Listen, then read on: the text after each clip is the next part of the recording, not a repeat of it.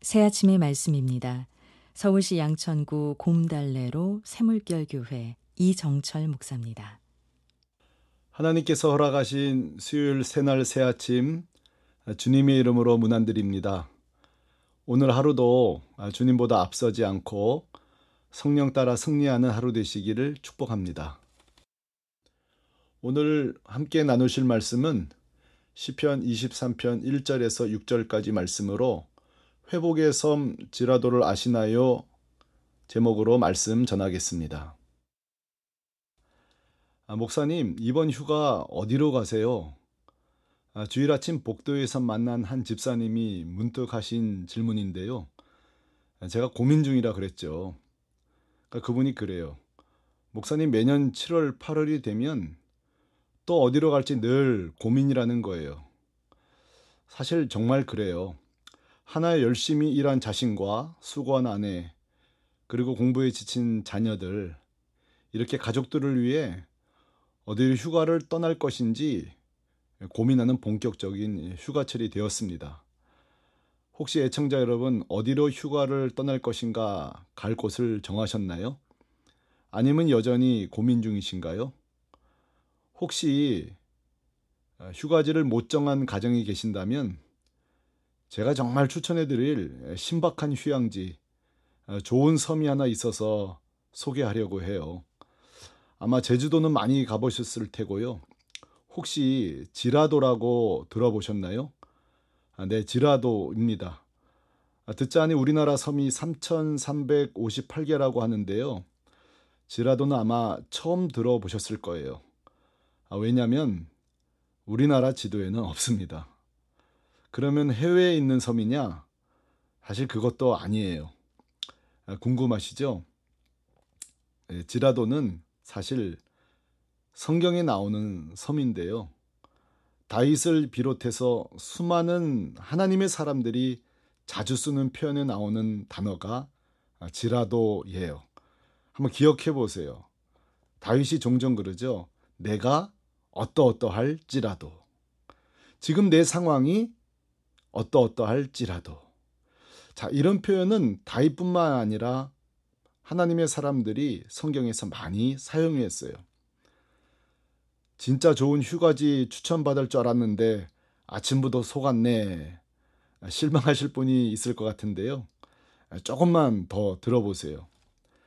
자, 제가 성경에 나오는 이 지라도, 이곳을 제가 정말 강추하는 이유는 하나님의 사람들이 이 지라도에서 온전한 회복을 경험했기 때문이에요. 맞습니다. 지라도는 바로 회복의 섬이에요. 나는 요즘 회복이 필요한데 하시는 분은 올여름 회복의 섬 지라도로 한번 가보세요. 여러 가지로 낙심한 분이 계시다면 올여름 휴양지로 지라도로 한번 꼭 가보세요. 절망하신 분도 마찬가지예요. 올여름 피서지로 지라도로 꼭 가보시기를 제가 추천드려요.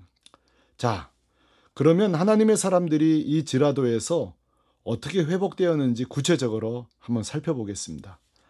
첫 번째는 다윗입니다. 다윗은 바로 이 회복의 섬 지라도에서 놀라운 회복과 새 힘을 체험합니다. 오늘 말씀 4절이에요. 내가 사망의 음침한 골짜기로 다닐지라도 해를 두려워하지 않을 것은 주께서 나와 함께 하심이라. 주의 지팡이와 막대기가 나를 안위하시나이다. 자, 지금 다윗의 상황이 뭐예요? 사망의 음침한 골짜기 속에 있다고 표현해요. 대부분 신학자들이 광야일 것이라고 추측하는데요.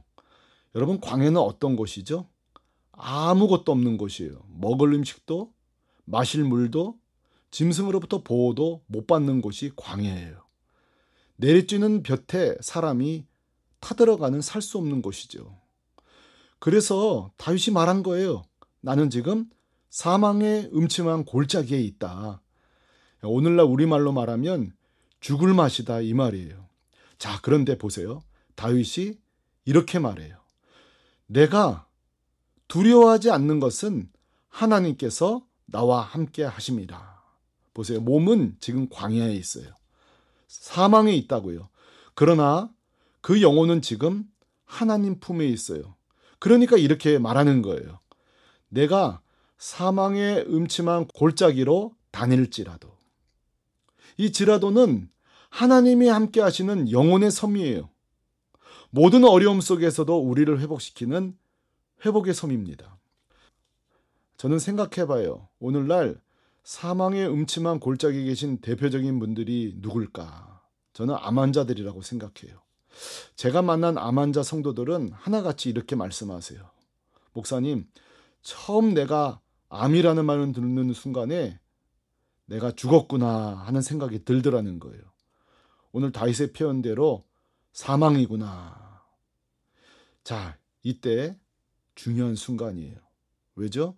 이때 우리가 반드시 방문해야 될 곳이 회복의 섬 지라도예요. 이곳에서 하나님의 집중 치료가 시작돼요. 영혼의 집중 치료, 그리고 더욱이 성도들의 간절한 중보 기도가 더해지잖아요. 자, 보세요. 암 환자가 하나님의 품 지라도에 가면 이렇게 고백이 달라집니다. 내가 사망의 음침한 암 환자일지라도 내가 암을 두려워하지 않을 것은 주께서 나와 함께 하심이라. 자, 사망의 음침한 골짜기에 계신 분들 제가 강추합니다. 반드시 회복의 땅 지라도로 가시길 바라요. 두 번째, 다니엘이 지라도에서 경험한 회복입니다. 자, 다니엘은 누구고 지금 어떤 상황인가요?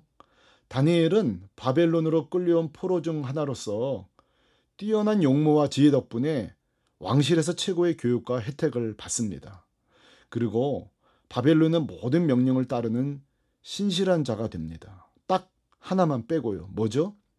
하나님 외에 다른 우상을 섬기는 일은 결코 따르지 않습니다. 왜냐하면 하나님만 참 신이니까요. 그런 확신이 있었어요. 그리고 하나님이 내 이 신앙 고백을 지켜주신다는 믿음이 있었기 때문이에요. 자, 그러나 다니엘의 삶의 실제 현실은 믿음의 고백대로 되진 못했죠. 느부갓네살 왕은 평소보다 7배나 더 뜨거운 풀무불에 집어넣습니다. 자, 이제 다니엘은 최후의 마지막을 맞이하기 직전인데요. 어떻게 보면 믿음으로 살았던 계획과 꿈이 산산조각 나는 순간일지 모르겠어요. 자, 보세요. 지금 다니엘의 몸은 풀무불에 있어요. 그러나 그의 영혼은 지금 하나님의 품 지라도에 있습니다. 그러니까 이렇게 담대히 고백해요. 다니엘서 3장 18절입니다. 그렇게 하지 아니하실지라도 그렇게 하지 아니하실지라도 왕이여 우리가 왕의 신들을 섬기지도 아니하고 왕이 세우신 근신상에게 절하지도 아니할 줄을 아옵소서. 무슨 말이에요? 혹시 내가 죽을지라도 나는 끝까지 하나님만 신뢰하겠다 이 말이에요. 자, 이런 힘과 용기가 어디서 나와요? 하나님의 품 지라도에서 하나님이 용기와 힘을 주신 거예요. 그리고 27절 보면 믿음대로 되죠. 이 사람들을 본즉 불이 능히 그들의 몸을 해하지 못하였고 머리털도 그을리지 않았고 겉옷빛도 변하지 않았고 불탄 냄새도 없었더라. 아멘. 2023년 전반기 다니엘처럼 믿음으로 살았음에도 불구하고 내 삶의 계획과 꿈이 산산조각난 분들이 계시나요? 이때 대부분 절망하고 좌절하고 하나님을 원망하죠. 자, 그러나 그러지 말고 반드시 하나님의 품 지라도로 가세요. 그러면 여러분도 이렇게 고백하게 될 거예요. 맞아. 내 계획대로 그리 아니하실지라도 하나님은 무슨 다른 수가 있겠지. 이 고백이에요. 주변의 좌절과 낙심한 분들 모두에게 다니엘이 방문했던 그리 아니하실지라도로 초대해 주시기를 바라요. 자, 마지막으로 올해 지라도를 다녀오신 분들에게 하나님이 주시는 보너스 섬을 소개하겠습니다. 그것은 바로 그레도입니다. 맞아. 내 삶이 어려울지라도 그래도 예수님과 함께 살아가 보자. 이게 바로 그레도예요. 또다시 시작해보자. 그래도 용기를 내보자. 용기의 섬 그레도입니다. 애청자 여러분, 올해 휴가로 어디로 가시든지 행복하시고요. 다만 꼭 회복의 섬, 영혼의 섬 지라도 들렸다가 회복되고 오시기를 주님의 이름으로 축복합니다. 새 아침의 말씀. 서울시 양천구 곰달래로 새물결교회 이정철 목사였습니다.